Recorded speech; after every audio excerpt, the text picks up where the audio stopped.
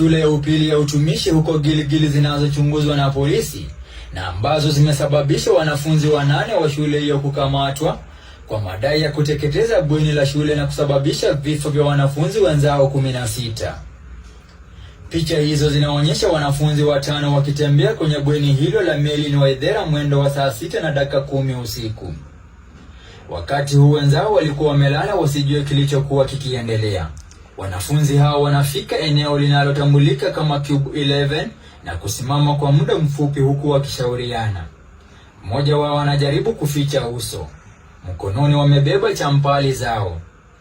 Dakika moja baadaye wanafunzi hao wananaswa kwenye video wakikimbia kuelekea upande wa kutoka nje ya bweni hilo, lakini kuna wanafunzi 2 ambao wanasalia nyuma wakiwa wamebeba kiberiti na mkoba mkononi. Wanafunzi hao wanawasha moto na kisha wanaondoka wakitembea bila wasiwasi wowote.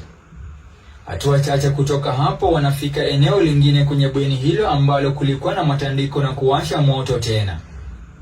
Baada ya kuhakikisha moto huo umeshika, washukiwa wanatembea na kutoka kwenye bweni hilo huku wakiwacha moto ukiendelea kusambaa huku wenzao wakiwa wamelala.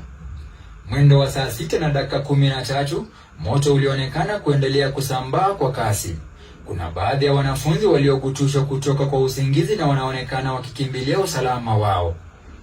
Katika chini ya muda wa dakika 5, moto ulikuwa umesambaa na kuwa mkubwa.